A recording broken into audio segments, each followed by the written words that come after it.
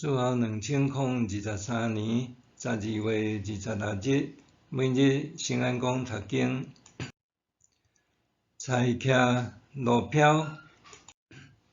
圣经咱做伙来听读旧约以赛亚书62章第1到12节。为着耶路撒冷的缘故，我袂恬恬；为着锡安的缘故，我袂静静。直到伊的公义亲像光发出，伊的拯救亲像火把得倒。耶路撒冷啊，万国拢要看见你得胜，万王要看见你的荣耀，人要用新的名称呼你，是上主本身甲你号的。你是上主手中上水的花冠，是你的上帝手里的王冠。你袂阁互人叫做受气杀的，你的土地袂阁叫做荒废。人要称呼你做你是我上喜爱的，甲你的土地叫做有归属的，因为上主喜爱你，你的土地会有归属。亲像少年人带少女，你的子民嘛会安尼疼惜你；亲像新郎喜爱新娘，你的上帝嘛会安尼喜爱你。耶路撒冷啊，我有派守望的人伫你的城墙顶得顾，因暝日拢袂静静。求叫上主的人，恁拢毋通歇困。互上主无通歇困，直到伊重建耶路撒冷，互这个城伫全地受称赞。上主已经举伊的正手，用伊有气力的手骨立誓，我绝对袂阁将你的五国互对敌做食物，外国人嘛袂阁啉你劳苦得来的酒。正直的人会当食伊所种的，搁称赞上主；守成朴道的人会当伫我圣殿的埕啉酒。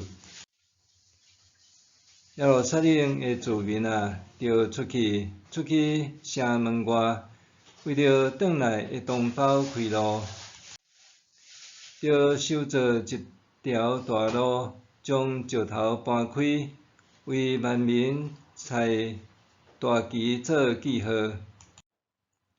上主宣布的话已经传到天边海角，就对耶路撒冷的子民讲：看咧，你的拯救者得来啦！甲伊做伙的有伊所透放的人，行伫伊头前的有伊解救的子民。人要叫因做上主所救赎成的子民，耶路撒冷要叫做受看顾、无受气杀的城。菜徛路飘。接续以赛亚书61章关系拯救的好消息，先知伫遮继续鼓舞第二圣殿重建时期对受掠之地回乡的以色列人。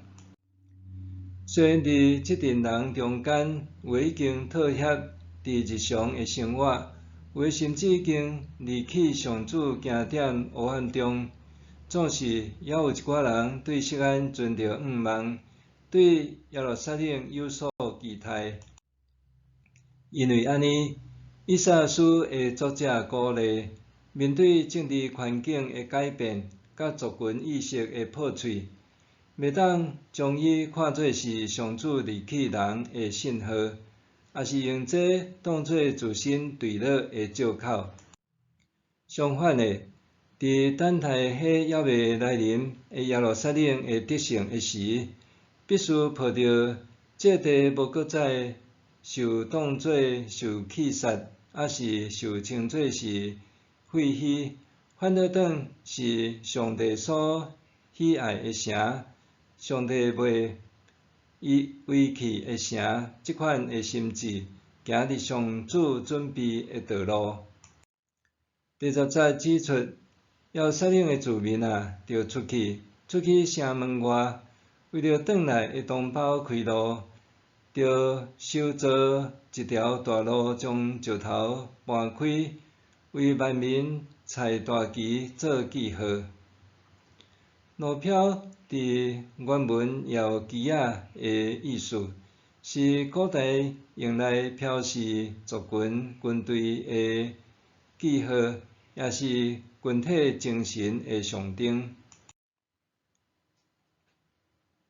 先知用路票来提醒上主的子民，应当挺身出来，年自搁较侪的人做伙成做上主的守望者，互人记得上主的应允，要世上的恶赢过。若无，上主赏赐搁在美丽的国度；若无挺身守望，终究会成做历史上过眼云烟。就亲像英国统治的香港，捌是华人社会中自由国度典范。不过，自从1997年回归中国以后，香港的民主自由受逐步限缩。